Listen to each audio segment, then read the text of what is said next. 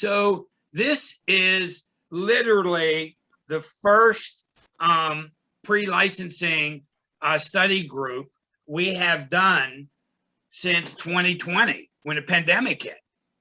You know, so we had a big group in winter of 2020, the January of 2020, and then the pandemic hit. You couldn't take your test, state test. So we've kind of put everything on a back burner. So I'm excited. You guys are the first group that are on. Paul Kelly, you're on with us? Yes. Okay, good. So what we're going to do today is, this is an interactive study group. And I will be doing some study groups live in person at my office. But I want to do today's session in Zoom. So I'll invite you guys. Check your emails, because it's easier for me, and I always like the easy way out, to send a group email to all you guys and say, here's the link, we're going to do a study group. This past time, not only did I email, but I text everybody also the link. So check your emails on a regular basis, and when I'm going to do something, I'll send it out. Andrea, are you with us, Andrea? Yeah, I'm here. Can you make a list of everybody that joins the meeting today for me and email it to me? Yep. Just go into top producer and make a note in everybody's file that they jumped on the meeting today. Okay, so let's get started. We're going to jump into, let me see if I can pull my PowerPoint presentation up. Can everybody see that? It's loading. Yes. Yeah, it's here. Okay, perfect. So everybody's taking the classes online, and you're using different schools. And some schools, hey, Andrea, can you invite Cindy to the meeting if she wants to jump in too? So I think all the schools have the same format. So when you guys are taking the classes online, what's it have? Unit 1, Unit 2, Unit 3? Is that how it works? Yeah, I believe so. Okay, so what's Unit 1 on the online class? Does anybody remember? I just got my internet set up last night, so I haven't even logged in. Oh, that's okay, good. It's just like the fundamentals, like whenever you begin. So then it starts with like the land, real estate, property, right? Okay. So, you know, I have the book that follows through with each unit. So real property with the law is the first unit, correct? Yeah.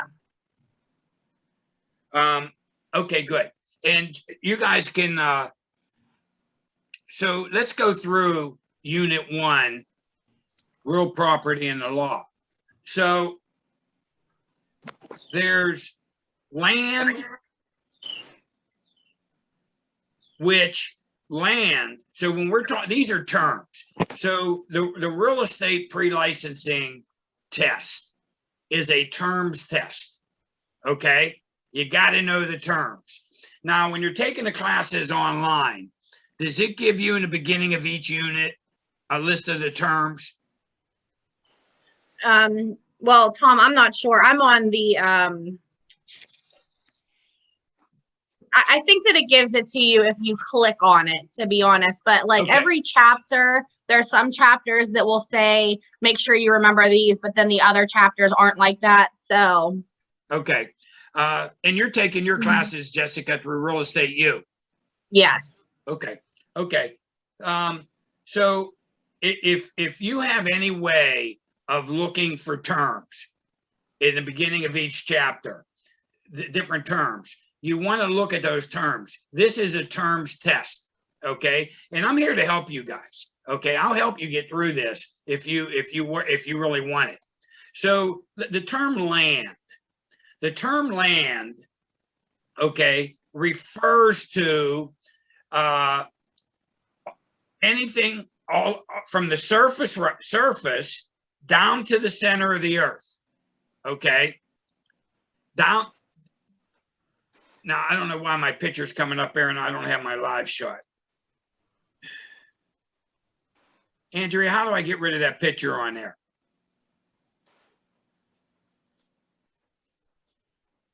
You have You with me, to, Andrew? are you doing screenshot sharing? Yeah, Okay, just cancel the screen sharing and then go back in. I'm not, okay. For some reason, it didn't work. It's So you working now. have There you land. go. Land is everything down to the center of the earth. Okay? And everything up to the universe. So when we talk about land in real estate, that's what we're talking about. All the way down to the center. So if you own a piece of land, a lot, okay? Does anybody own their own real estate here on the call? Yes. Who? Jessica? Yeah. Okay. The property that you own the land all the way down to the center of the earth and all the way up to the universe. Did you know that? I did after I did chapter 1. Good. Now, some of those rights could have been conveyed prior to you buying it. Right. Okay. Now we talk about real estate. What is real estate? Real estate is the physical improvements plus the land. Okay. So when we talk about real estate, we talk about the land and any physical improvements. Now, what would physical improvements be on land? Anybody got an idea? Like A house, storage a shed, sheds. a pool, anything. Yeah, mailbox, house, storage shed. That would be considered the real estate. So you need to know for the test, real estate is the land and the physical improvements. Now we talk about real property. Okay. Now, real property would be the real estate plus the bundle of rights that you get. The bundle of rights. Now, what are those bundles of rights? I don't know. Let's go look at the next slide. Let's see if it talks about it.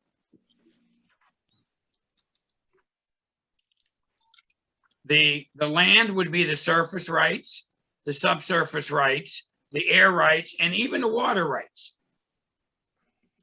Here's your bundle of rights. Okay. So, Jessica, you own that piece of real estate, right? Yes. Not only do you own the land, not only do you own the real estate, you own the real property, which is the bundle of rights. Now, one of those rights is possession. Do you live in your house? Yes. Okay. You could own your property and you can give the right of possession to somebody else to possess that property. Does anybody rent? Does anybody on the call renting right now? Oh yeah, I'm renting currently. Okay, Seth. So see, you don't own the property, do you? Not land, no. No, you don't own the land. You don't own the real estate. Nope. And you have one of the real property's bundle of rights, possession. So the seller gave you that twig of possession. Okay. But he kept control. Mm-hmm. He kept enjoyment, exclusion, and disposition. He kept those rights. So let me know if you guys are going to be able to see this video. Let me see if I can make it work.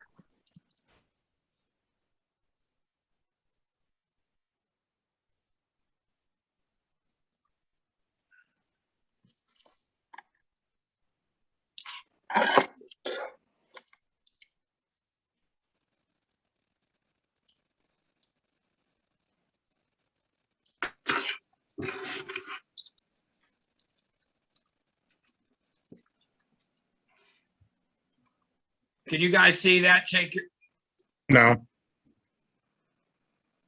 It says you've clicked the link, but that's it. Still the bundle of legal rights picture. okay. So bear with me. I want you guys to be able to see the video. So sometimes I have to stop the sharing and then start it back up.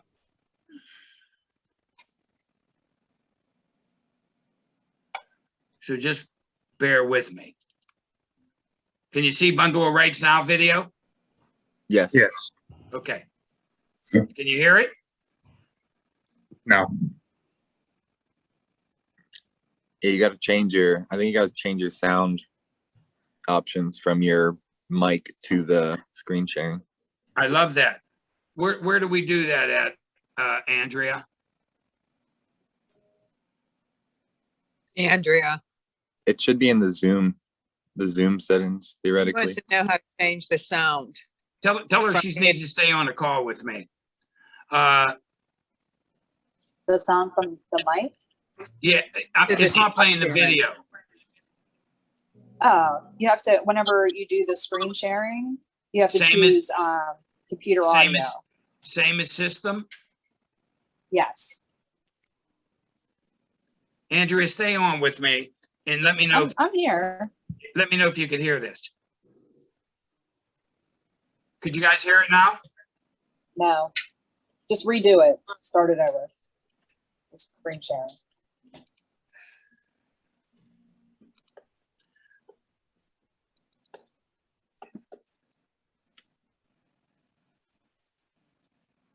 Can you hear it?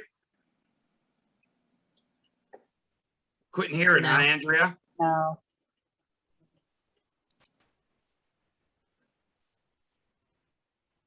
Did it give you the option to do same system? Yeah. Oh.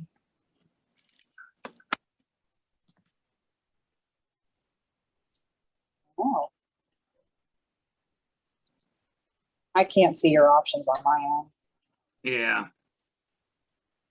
Try a different option for the audio. Yeah. Just bear with me, guys. First, this, like I said, this is the first. Okay, we'll have to work on that. We'll have to work on that, guys. Seth, do you have any ideas? It seems like you know a little bit about Zoom.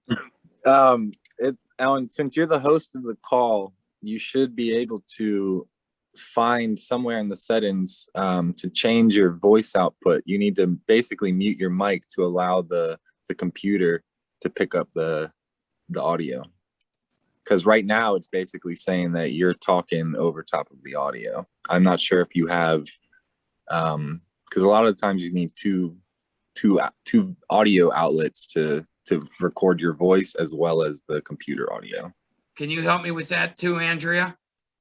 Are you using the camera or are you using your laptop camera? I'm using a laptop camera. Yeah, that's probably what's interfering with it. You need to basically give the permission to YouTube instead of Zoom. So it would be the same as the microphone, same as system. Okay, so go back into the screen sharing again and read out loud the options Okay, hold on. that you're given. We got to get this right, guys, because I got some good videos. It says select the microphone line. That's the one we use for the office meetings. Microphone high def. That's the one on the laptop. Yeah, Then it says same as system. Maybe the speaker needs to be same as system too. Yeah, maybe. Is your volume up on your laptop? Like on your physical laptop? I can't see that from here. Yeah. So it's not working then, huh? Okay, guys. That's the downfall of being the first group. That's the downfall of being a first group. Okay. But that's okay, man. We'll get it. Do a quick Google search. Google search. How do I screen share my audio into a Zoom meeting? Can you help me with We've that, had this Andrea? problem. Yeah, we've had this problem before, but we figured it out. But I can't see your screen from the office. Okay. Can't you take over control of the meeting? And No, you'd have to end the meeting and rehost, I think. Yeah, I okay. mean, I could log in as she, How come my picture is not even live? You know, I want to move my hands around and talk. I don't know. Can you help me with that? Why we can't see you? Yeah, because right now it's just my still picture. It happened when you switched to screen sharing. Something happened Yeah. when you switched to screen sharing. So you have to turn your camera back on. Somewhere it should say your camera is off. Mirror my video. Well, I'm just not having very much luck with it, but we're going to keep moving forward. So According to the this, bundle of I'm good. rights. The bundle. So getting back to the bundle of rights. You can have some rights and you can convey some rights. You can convey some rights. So if I go back to possession, if you have a rental property, you could own the real estate and the real property, and you can give possession to somebody else where they can actually live in the property. Then you have control. Okay. Now, what that means is, does anybody know what control means? One of the bundles of rights. Something that's control, like I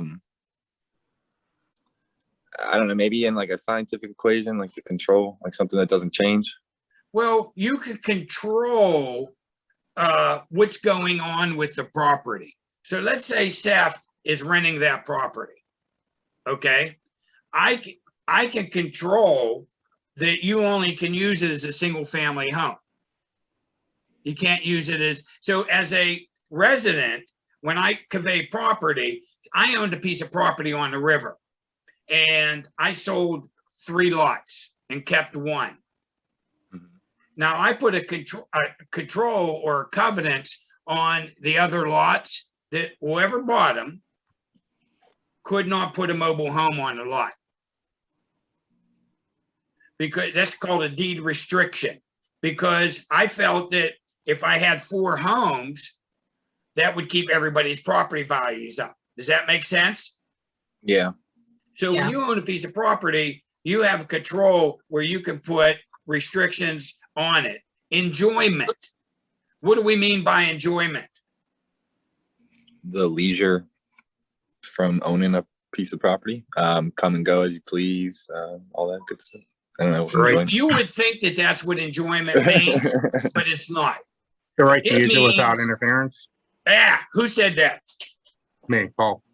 Okay, Paul, you're right. Without interference, meaning somebody can't come onto that property and tell you what to do, Okay. other than state or local. So you have a right, what they call quiet enjoyment, meaning you can use that property. So my house that I live in, nobody could come in here and say, I have to do something unless it's the government or unless it's something that was already in writing prior to me buying it. So I have a right to enjoy that property. Exclusion. Anybody know what exclusion means? As the bundle of rights. I guess that would like fall under like HOA and stuff, like certain things that are maybe like excluded if you like or sell your mineral rights or something like that. I don't think so, Paul. I think what that refers to is you can tell people to stay off of it. I thought so. I was thinking that too. Like You can just tell people to stay off of it. And disposition means you can sell it. You Yeah. can sell it. So you need to know these 5 bundles of sticks of the bundles of rights. Now, why do they refer to them as sticks? Because back in the day, before there was computers, before there were smartphones, before there was courthouses, in Europe, when they would sell a piece of property, they would gather a group together of people, and they would reach down into the dirt and give that person a piece of dirt, and they would break a couple sticks off a tree and give them a bundle of sticks. And that's how they conveyed property. So if I was selling Paul Kelly a piece of property 1,000 years ago, 500 years ago, I'd get together a group, say, let's get a group together. We're going to give Paul this property. There would be witnesses. Those people would be witnesses. And then I would grab a piece of dirt, give it to Paul in his hand, and then I would grab the sticks and I would say, here, I'm giving you the bundle of rights. Now, if I was giving Paul that property 500 years ago, I could say, Paul, I'm giving you this property, but I'm keeping the right of disposition. Meaning, as long as you're living, you can enjoy the property. You can possess it. You can have control. You can have quiet enjoyment. Nobody will come and throw you off of it. You can exclude people, but Paul, you can't sell it. Okay? They call that a life estate. And the king, Andrea, we got to figure out how to make these videos work. Can you work on that somehow? I'm Googling it, but I can't see your computer. That's the problem. Okay, I'll FaceTime you. I'll FaceTime you on my phone. So Well, back I'm in the meeting on my phone. okay, jump off the meeting and then I'll FaceTime you. So then you can jump back on. So back in the day, this life estate was created by the king of England, because the king was a pretty smart guy, but everybody hated the king. So what the king did was he gave his land was everything. Money was really, there wasn't even money. There was gold and silver. Well, shit, that was hard to carry around, hard to cash in. But land was everything. So the king, he would give land to his knights. And he would say, Sir Steph, I'm giving you this land. You can possess it. You can have control over it. You could have quiet enjoyment. Nobody will come and kick you off of it or tell you what to do on it. You can exclude people, but you can't sell it. And when I die, the property is going to convert back to me. So why did the king do that? He did that because now Seth the knight is going to watch his ass, ain't he? He's going to make sure that the king's still alive. So the king, back in England, that's when they came up with this life estate. And we'll get into that further into the study groups as we go. So I got to get Andrea on, and I got to get her FaceTime because it's bugging me that I can't get these videos. Okay, you with me, Andrea? Yeah, I can see it. Okay, good. Andrea's, if you guys don't know, everybody say hi to Andrea. She's our Hi, Andrea. She's our director of marketing, and she helps me with all this good stuff. So you guys just have to bear with me. So here's my screen, and if I click on this video right here. Yeah.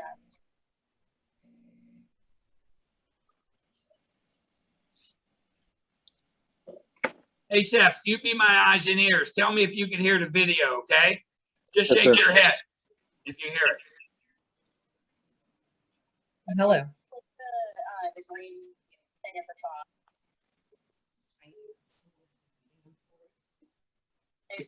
FaceTime.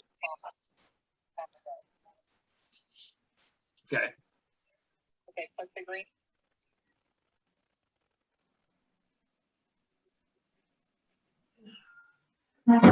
It's sharing options. What do you want me to go to, Andrea? Advanced sharing options. No, No, that's not it. I think it's video.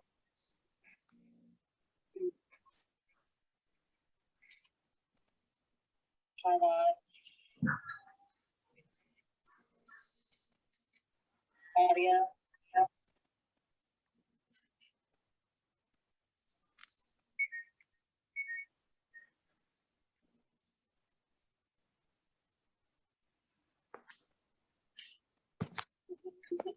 Don't see it, huh? Okay, click out of that.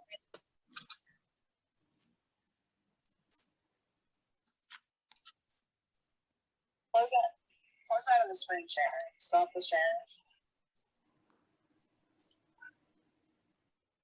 I'm sorry, guys. I'm sorry.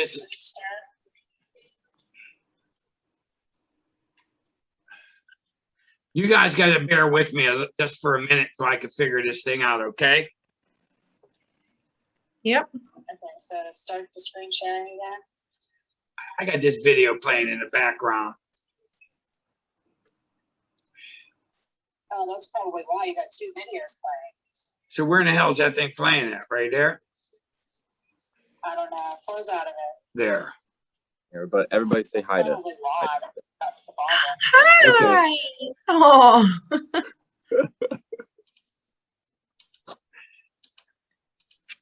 Boy or girl? He's a girl. She like tap all over the keyboard and stuff. Oh yeah. Yeah. Share screen. No, I can't see anything.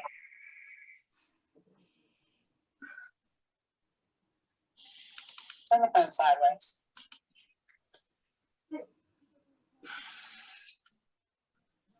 Just bear with me, guys. I'm sorry. All good.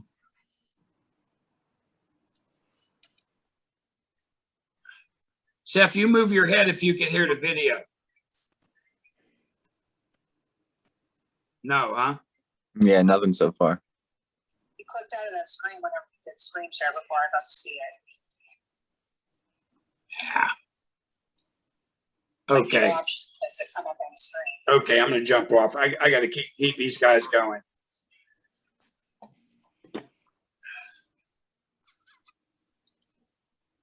So sorry about that, guys. We're just not gonna be able to listen to the videos, but I promise you that next time we do a Zoom meeting, I'll have that down pat.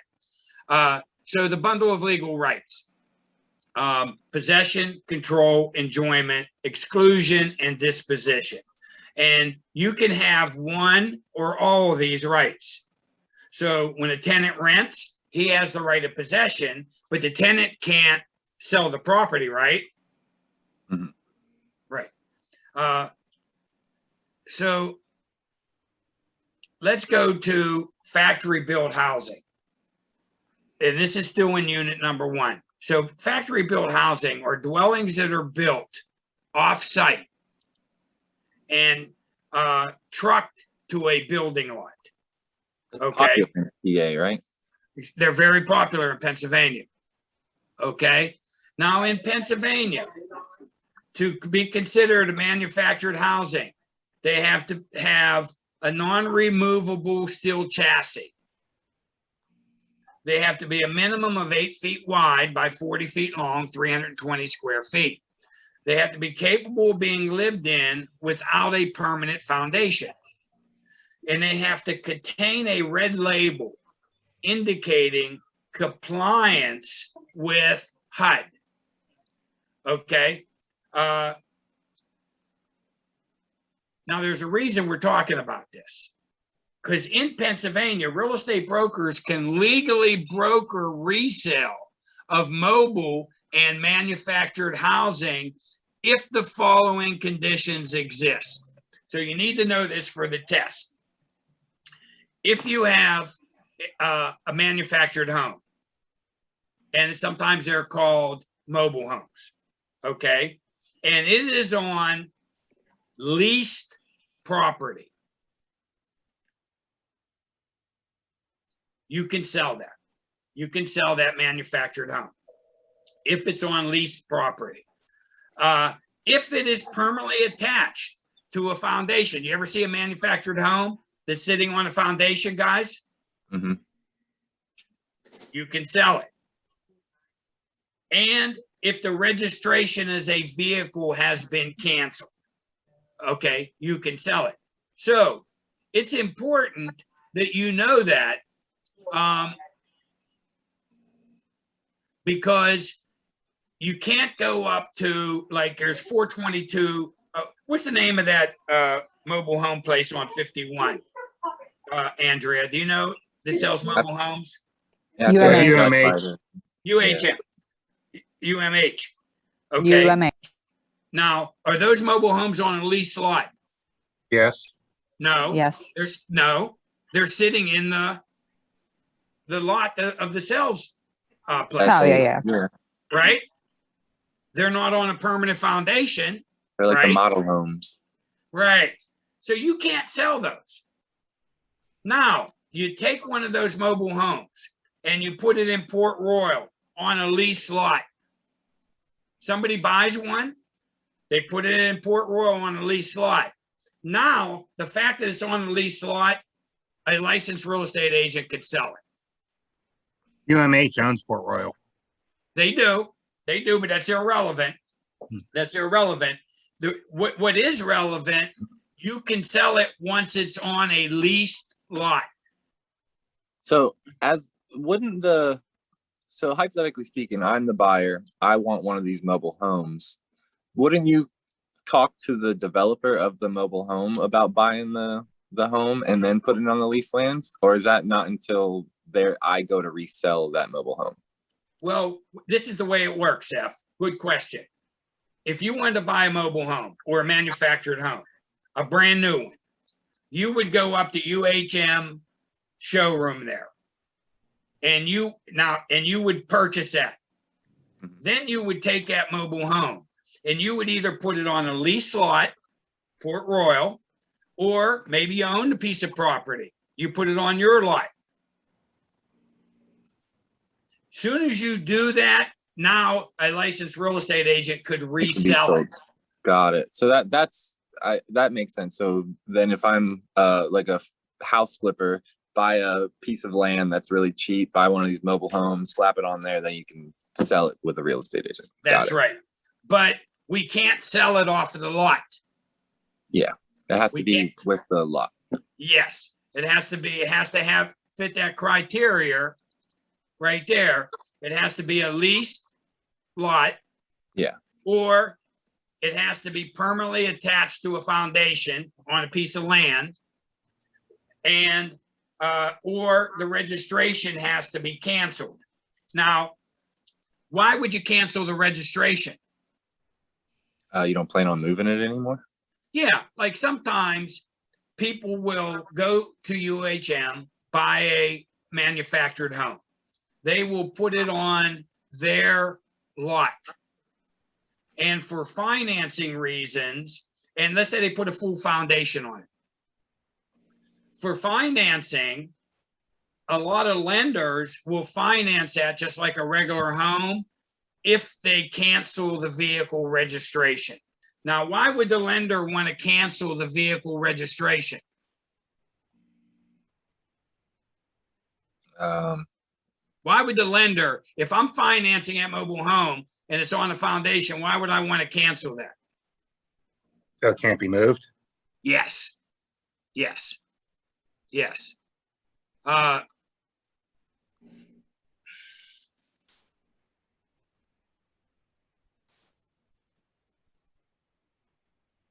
So it can't be moved. So it can't be moved.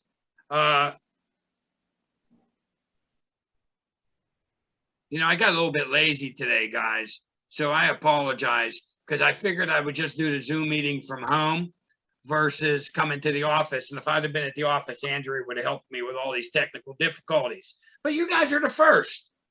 You're the first. So we'll work through it.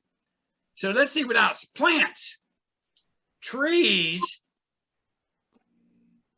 perennial shrubs, and grasses are not requiring, that do not require annual cultivation are real property.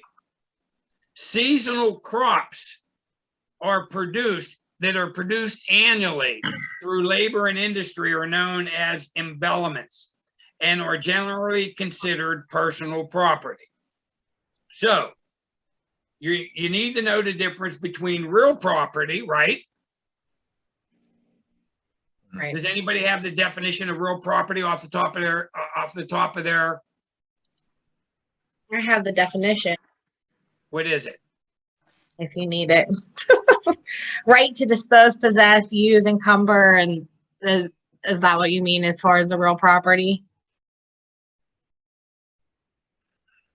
Is No? it anything built on top of the land?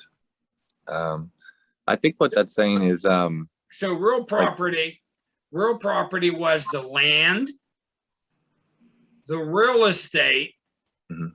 and the bundle of rights Okay. is the real property. So so now we're going to go back to the real estate. If you have a tree in your front yard, that's considered real estate. Okay, that's considered real estate. And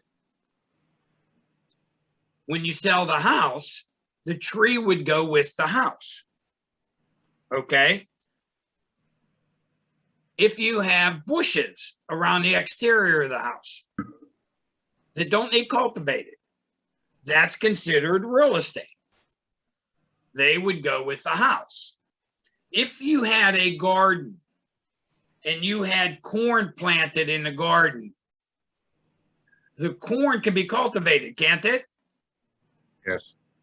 That would be considered personal property.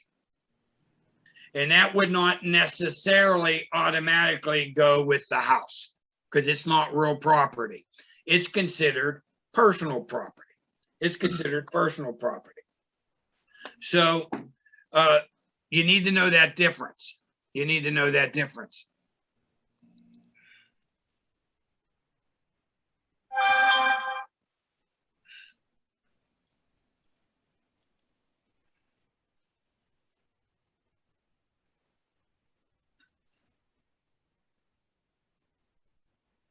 Just bear with me, guys.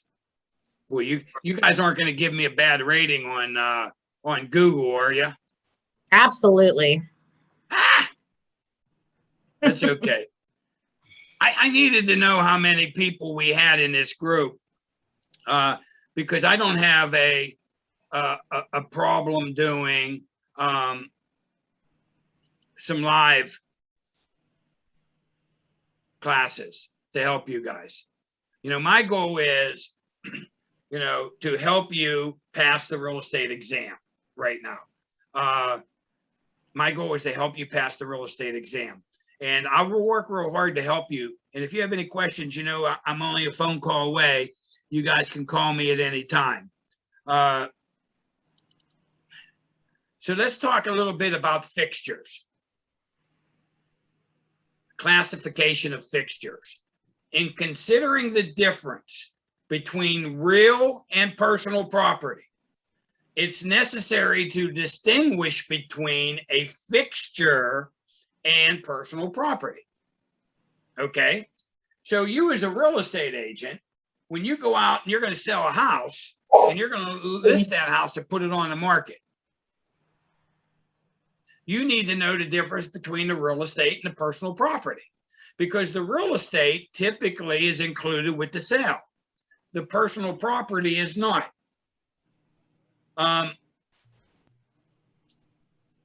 everybody can see my slide, correct? correct. Okay. So a fixture is personal property.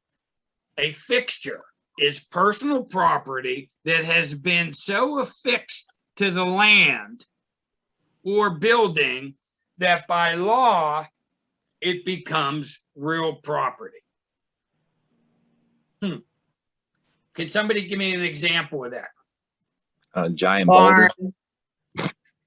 A barn, okay. Like a chandelier. Chandelier. So you go to Lowe's Oh, we're inside of the house. and you buy a chandelier. And you bring it home and you put it on the kitchen table. Is it real property or personal property? Personal property. It's personal property. You take that chandelier out of the box and you screw it to the ceiling. Now, is it personal property or real property? Real. property. Real property. Real property, What because if I you want my permanently chandelier back? attached it. You permanently attached it to the real estate. So I'm going to try one more video before I give this up. And I'm going to FaceTime Andrea because it's ticking me off that we can't get this thing done. Okay, Andrea, I'm going to try this video. Show me what I'm doing wrong. Okay. Can you guys hear that? No, No. So what do I do to fix that, Andrea? I don't know. Whenever you went into screen sharing, you didn't let me see the screen and you clicked through it Okay. before. So get out of screen sharing. Okay. Go back into screen sharing? Yep. Okay. Now, let's see what the options Share are. sound. That's why you're the best. That's why you're the best, Andrea, right there. I didn't have that button I clicked. skipped through that screen. I was like, I couldn't see it. One of the ways to remember the difference Can you between hear it? Now personal on the property Zoom? and real property Yeah, is that audio, personal but no property video. goes with the can't see person, it though. and real property Thanks, goes Andrea. with the real estate. A fixture is personal property that becomes real property, meaning that it was something that went with the person, but for reasons of its association with the property, it now goes with the real estate that is being sold. The classic example of a fixture would be a chandelier, as it is an item that was movable but is now attached to the property. Other examples can be a sink or a toilet. To remember this, remember the name Maria. Can anybody honestly say that name without singing that song by Blondie? Maria. If we're supposed to see a video, we don't see the video. After helping so many people pass the exam, whenever I see a fixture in my house, You don't see the video, you just could hear it. Yeah, Just- we're Yeah. still on PowerPoint. Okay. Well, listen to it for right That's now. progress. That's progress. Yeah. Listen to it. We're getting progress. So let's listen to it. We'll get better with the next one. that song goes in my head. And maybe it can for you too, if it helps you pass the exam. So what does Maria stand for? Mhm. First, there's the method of attachment. Is the item permanently affixed to the wall, ceiling, or floor by using nails, glue, cement pipes, or screws? Even if you can easily remove it, the method used to attach it might make it a fixture. For example, ceiling lights. Although attached by wires that can be removed, the lights are a fixture. Next, we have adaptability. If the item becomes an integral part of the home, it cannot be removed. For example, a pool covering is a fixture because that cover goes to the pool, even though it can be easily folded up and put away. Next, we have the relationship of the parties. If the dispute is between buyer and seller, the buyer is likely to prevail. If the dispute is between tenant and landlord, the tenant is likely to win. This comes up a lot regarding emblements. That has to do with crops on the land, and that is something we will discuss in another section. Next, we have intention of the party. When the installation took place, if the intent was to make the item a permanent attachment, the item is a fixture. Lastly, we have agreement between the parties. Read your purchase contract. Most contain a clause that expressly defines items included in the sale and ordinarily state all existing fixtures and fittings that are attached to the property. And remember, what two people agree upon would trump the other rules of a fixture. The most important thing to take from this is that when they ask you about a fixture on your exam, please remember the acronym MARIA. M is for method, A is for adaptability, R is for relationship, I is for intention, and A is for agreement. Okay. Can you guys hear me again now? Yes. Yep. Okay. Was you able to hear that video that time? Yes. Yeah. Okay. So we're going to try one more time because I want to go back to the other video that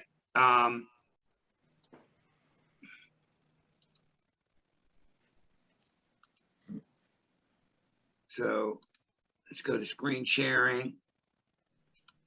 Okay, hold no. I'm clicking too fast, Andrea. Is that what you're saying? Yeah, yeah. Okay. So when I go to screen sharing, share sound, Okay. Click the drop down. I don't see a drop down. Right there. Yeah. Okay. Don't do PowerPoint slide. Go all the way to the top. I can't see what the other options are. The top one. Basic, advanced, and files. Screen. Screen. I don't see screen. It's the top left one, the blue one that's highlighted. Hit share. Just hit share in the bottom right. It looks like it's highlighted. Okay, now see. Because you were just sharing the PowerPoint. Okay.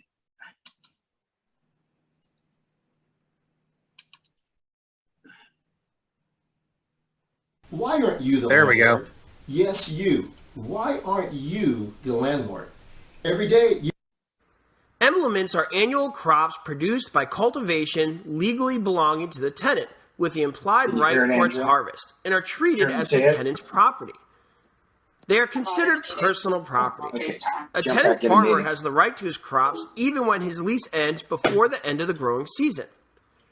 Crops grown on property just before it's sold generally are considered to be the personal property of the seller as well. Remember that personal property goes with the person. This comes into play in the law of landlord-tenant or in the foreclosure of mortgages and other legal situations that place the rights of another party in contention with those of a farmer who has planted a crop yet to be harvested. In these situations, the doctrine of emblements operates to guarantee the farmer's rights to reap and carry away the fruits of his labor, even if he loses title to the land on which they are grown.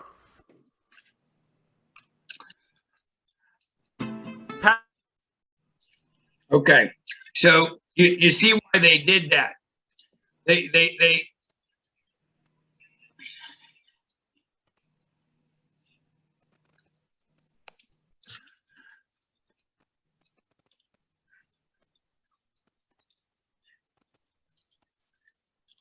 you guys are going to give me a bad review. I know it. I know you're going to give me a bad review.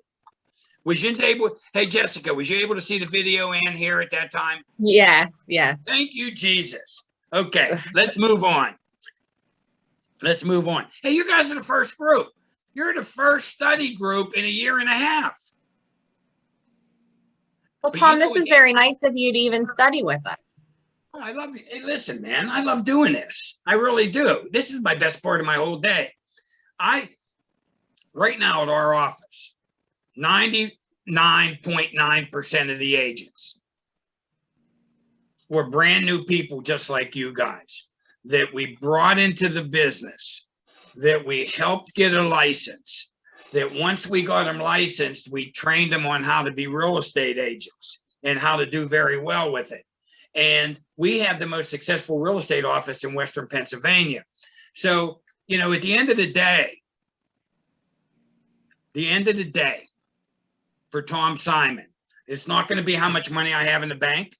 It's not going to be how big of a car I have. It's not going to be how big of a house that's going to matter. What's going to matter to Tom Simon is that I helped a lot of people have a good career, that they were able to help themselves and their families because of real estate as a vehicle. And that's what's really important to me. It really is. More than you guys would even though I'm saying it, more than you would think. So let's get on with this. Let's talk about trade fixtures. So let me get back to this, and we'll get better with this. Like, I can't get rid of my picture on there. Andrea, you got to figure that out for me, because I like to talk. I like to move my hands, but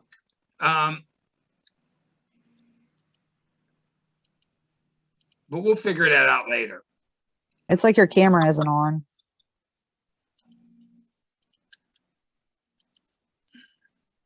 I have it on Easy Cam. Hmm. You have share video enabled?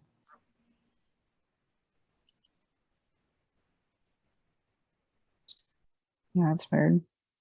It is. I'm going to try one more time for you guys. I'm going to try one more time so you can see my smiling face. Mirror my video, touch up appearance, adjust for those. No, I don't think it's going to be in those settings. No? It's probably under on the main screen Yeah, it should be like You know. one of the ones. Like if you should be able to, I don't know, it's different on a phone versus the computer, but there should be multiple tabs of the Zoom meeting that you can like change the format that you're viewing. And if you scroll all the way over, there should be a way to turn. There it is. There you go. See what you guys been missing? Thank you, Seth. Yep. You know what? There was a big X across my camera at the bottom. You think I would have figured That'll do that it. out? Huh? A big X. See, yeah, look, I like to talk with my hands. Every once in a while, I like to put a cigar in. Don't tell anybody. So let's get back to it, because now we're jamming. We're really getting the kinks worked out of this. We're really getting the kinks worked out.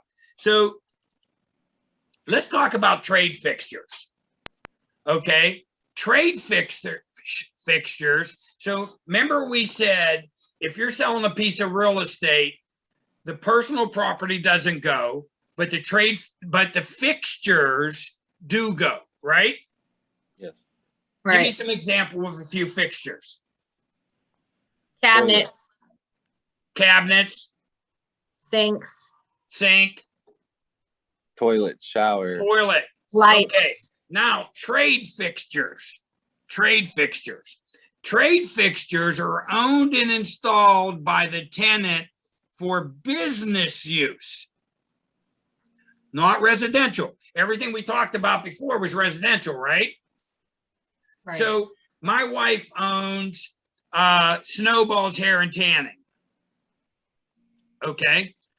Anybody ever hear of it? Heard of it. They're #1 salon in the Mon Valley. Specialize on color. Located over behind the Exxon in the plaza there. Now, she rents that building. And she installed shampoo chairs, real nice ones. You bolted them down to we bolted them down to the floor. We got plumbing going to them, and you lay back and they wash your hair. Now, typically in a residential home, if you took something and installed it like that, it would be considered a fixture, right? But because it's for commercial use, it's considered a trade fixture. And trade, so when she's done with her lease, they're removable. She can take that out as long as they're removed before the end of the lease. If she doesn't remove that shampoo chair and the lease expires, it becomes the property of the landlord. Makes sense. Okay. Now there's agricultural farms. Okay. Because we talked about residential homes, the chandelier, you mount the chandelier when you buy it, personal property. When you mount it permanently, becomes real property or a fixture. We talked about trade fixtures. What else could be a trade fixture? You ever go by a gas station and see the gas pumps? Yeah. Aren't they permanently attached? But Yeah. because it's a business, as long as they take them out before the end of the lease, they can take them. Now, agricultural or farm, chicken coops and tool sheds would be considered personal property. So, Seth, let's say you're a farmer I'm a farmer. and you have a chicken coop and a tool shed and you sell that farm. They're considered personal property. You sell the farm, you can take your chicken coop and you can take your tool shed. Got it. So there's 3 different kind of applications: residential house, commercial property that you're leasing, or an agricultural property. That those 3 things are a little different the way they handle personal property. Any questions to this point? Or for the trade fixtures, you would hypothetically need like if you were under a lease, you would need permission from the landlord to install a trade fixture, correct? You can't, with the idea that you're going to take it at the end of your lease, you still need It depends permission. on the lease. Yeah. It depends on the lease. So, Got it. for example, my wife did not ask the landlord. There was no specific language that said if she did anything on the inside, she had to get permission. So she put shampoo chairs in. She put walls for a tanning. She has 2 tanning beds. She put those in the walls. She put mirrors and a color bar. She could take all that out. So it would depend on the lease. But what you need to remember is on a trade fixture, if they got a piece of personal property and attached it to the unit, they can take that with them prior to the lease expiring. Got it. That's the important thing. Now, there's one other thing in Unit 1. And Unit 1 kind of jumps around a little bit, but I'm okay with it.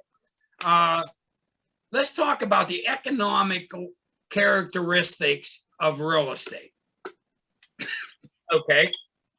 And then there's the physical characteristics. You guys can all see the screen, right? Yes. Yes. Okay. So economical characteristics, scarcity. Holy schmolies. Does that come into play more now than ever? They quit making land. Did you ever hear that? Okay. And right now, are houses scarce? Very. Holy schmolies. I showed some homes yesterday up in Washington's Landing, up in Pittsburgh, to a client of mine. And I was surprised how little inventory there is out there. Houses are so scarce right now that we're putting homes on the market and we're getting 5, 10 bids the first 3 or 4 days on the market. So an economical characteristic of real estate is scarcity. When homes are scarce, what happens to the value? Goes up. They go up. Okay. Does anybody remember 2008 when there was a financial crisis Yeah. and you thought the banks were going to close? Yeah. Okay. And what they were doing back then is they were lending money with no money down. You didn't even have to verify your income. If you had a heartbeat, they'd give you a mortgage. Plus, That's when my parents bought their house. 2008. So Yeah. in 2008, the market turned, and when all those loans started foreclosing, there were a ton of houses on the market. What happens to the real estate value when there's a lot on the market? Goes down. It goes down. So you need to know these 4. Anything that I touched base on today is important. It's going to probably be on a test. Okay. So you need to know there may be a test question, and the tests are all going to be multiple choice. So at the end of your unit chapter, end of your units, do they have a multiple choice questions that you have to answer, like a quiz? Yes. Yes, you can't That's move on unless you exactly pass how it. the state test is going to be.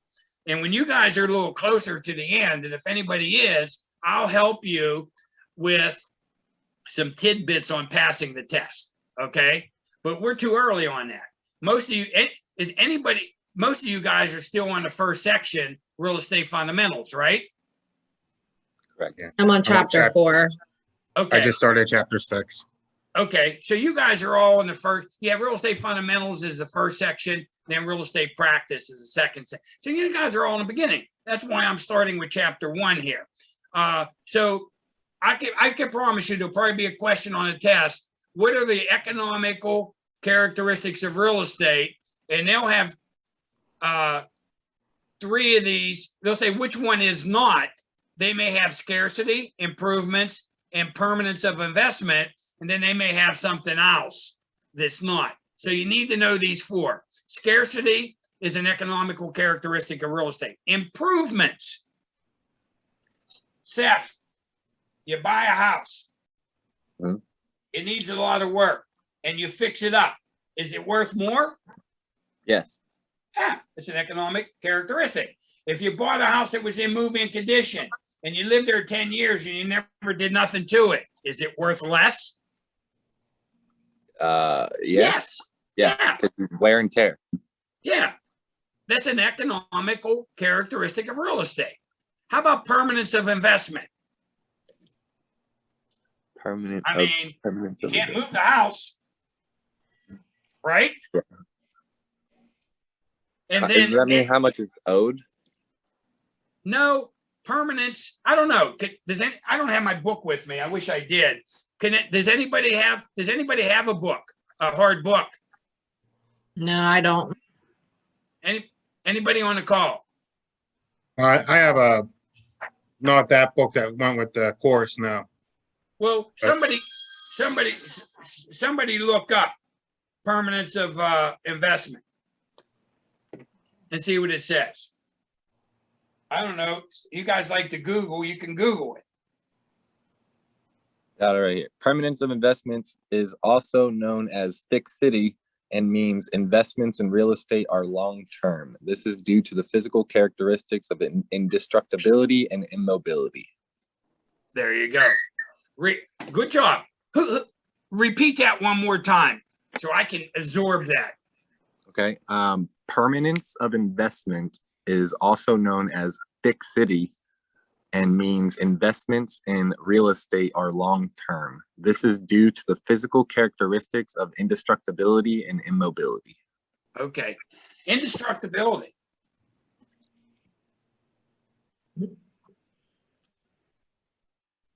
Can you give me like 30 seconds? I'll be right back. Yeah. So indestructibility. And does that interesting? Does that mean that you can't just demolish a home without consultation or something? Is it home? A home is an improvement on the land. Oh, okay, yeah. Correct. So what we're talking about is the bundle of legal rights. We're talking about everything. We're talking about it, the whole thing. The Yeah. land, the real estate, and the real property. You can't destroy land because remember, you own all the way down to the center of the earth. Yeah, you can't. You destroy Earth. And you own all the way up to infinity. So even if you drop the bomb on a lot down at the bottom of the crater, you own it. Even if you drop the bomb on a lot, you still own the sky. So permanence of investment. Good job on that. Where'd you pull that from? Google? Yeah, Google. It's just a website that has land real estate definitions. Perfect. So area preference or location. Wouldn't you all agree that certain locations get a better value than other locations? That's what it's talking about. It's saying land cannot be moved if the market becomes better in another location. Right. Yeah. Okay. Permanence Makes of a lot investment. of sense. So area preference. So yesterday, I was showing houses in Washington's Landing. Okay. Now, Washington's Landing is on the north side of Pittsburgh. And if you ever took 28 from like downtown to Fox Chapel, 28 runs all the way up to the Turnpike. There's some homes right there on 28 that are pretty wore down. Mm-hmm. But right across the street, if you went, then there's Washington's Landing, which is built right on the river. And you can have an area preference. You can have just it could be across the street. Some places, one side of the street, the houses are worth more than the other. So those are the 4 economical characteristics of real estate. You need to know scarcity, improvements, permanence of investment, and area preference or location. Those are the economical. Now let's talk about the physical characteristics. Immobility.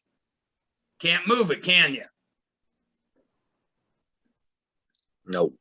Indestructibility. The land's still there no matter what. And uniqueness. Every piece of real estate is unique. would you agree that there's no two pieces of real estate the same? Unless you're buying previous government property, yes, I would agree. Oh, okay, good. That's what I'm looking for. I was looking for somebody to say that. Oh, so you're saying that if you buy two lots and Like both government, lots are like military housing, like there's some areas where like there used to be a base, a military base, and they're all built like cookie cutter, and they're Okay. starting to sell them. My brother lives near one of them, and they're starting to convert it into actual personal properties that people can buy, the public can buy, but all the houses look exactly the same. they may look the same, but they're not the same. Yeah, Okay, and let me Like tell you the why. size and just everything.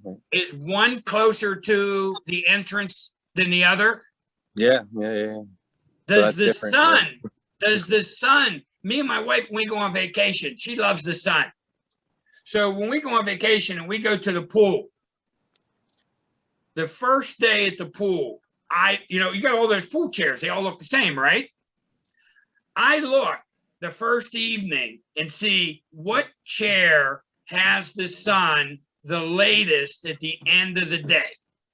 True. And there may be 100 pool chairs around that pool, but I promise you, one of those chairs This is the best. the last bit of sun.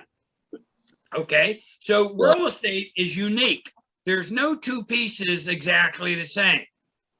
And that's what we're getting at with that uniqueness, that there's not two pieces of real estate that are exactly the same. And that is a physical characteristic of real estate. Okay, that's the end of Unit 1. Does anybody have any questions? I do have a question, and this might be okay. So when we were talking about like the mobile homes and stuff, or like you're saying on the leased land. So if you're leasing the land, they don't own it. Now we could sell them the property, but they would still be renting the property off of somebody else. On leased land, let me use Port Royal as an example. Okay, Port Royal, and when somebody buys a manufactured home off of the lot on the highway, and they pull it over to Port Royal and they put it on that piece of land. Now they are leasing that land from Port Royal, right? That's why I'm asking. I'm not sure. Yes, that's what they do. So now the fact that manufactured home is on a leased piece of property, we can sell the manufactured home. Right, but what I mean as far as the property, that's something that they would have to come in agreement with the property owner. Yeah, that's something that you wouldn't have to. Yeah. What I mean is, it's not something that we would have to, figure into something. That would be a different, aspect of their contract that they would have with them. Yeah, don't worry about that part. If you get if you get your real estate license and you sell a manufactured home on a lease lot, Cindy, who's on the call, are you on, Cindy? Maybe she's just listening. She will help you with the legalese. Oh, you need to know for the test. You don't need to know that part. So I'm going to keep you. Okay. I'm going to keep you like a laser beam. All you need to know for the test, if a manufactured home has to be what? 8 feet wide by how many feet long did we say? 40. 40 feet long. 40 feet? Okay. 8 feet. 320 square feet. 320 square feet. It has to be capable of being lived in without a permanent foundation. And it has to contain that red HUD label. You can sell it. You can sell it. So that's what you need to know. Okay. There may be a question that, are you, like, as a residential licensee, are you able to sell manufactured homes from ABC lot? No. if somebody buys a manufactured home from that lot, take it, put it on a piece of real property, put it on a piece of, I should say piece of land, put it on in a park where there's a lease and they're leasing the land, you can sell it. You can sell it. You can sell it. Okay. But that's the difference there. And we sell them all the time. We sell them. Yeah. Matter of fact, my first piece of property that I bought personally was a manufactured home. It was on a lease lot. And that was my, I was interested in real estate. I wanted to buy investment properties. I bought a manufactured home that was on a lease lot. I still had to pay the lease to the landowner, but I owned the manufactured home, and the tenant would pay me rent. Any other questions about chapter 1? Nope. Okay. Trinity, are you on the call with us? I am. Okay, do you have any questions? Nope, I do not at the moment. Okay, good. And listen, you could be I don't care if you just, my daughter's boyfriend works with me. His name's Luke. And we do Monday Zoom meetings, but we do our Zoom meetings at the office because they're live and on Zoom, because a couple people still, and Andrea's already there to help me. That's why we don't have these technical difficulties. I was being a little lazy today, trying to work from home.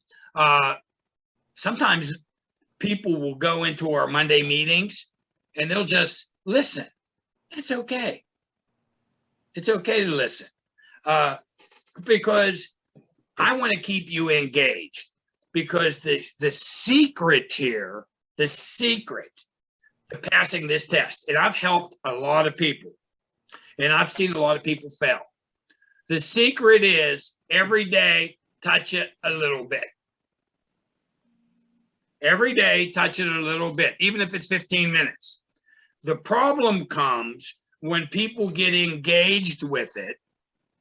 Maybe they go to 2, 3, 4, 5 chapters, and then they don't touch it for a week or two. And then a week or two turns into a month. And then they have to almost start from scratch. So you guys want the best tidbit you're going to get, because you all paid money to go online for those classes, right? Correct. The best tidbit is every day, be disciplined, touch it, even if it's 15 minutes. And if it's 11 o'clock at night and your kids have been driving you crazy and your significant other has been pushing you to do this and to do that, and you're working your other job, if you let that day go by without touching it for a couple minutes, one day turns into 2, 2 turns into 3, that turns into a week.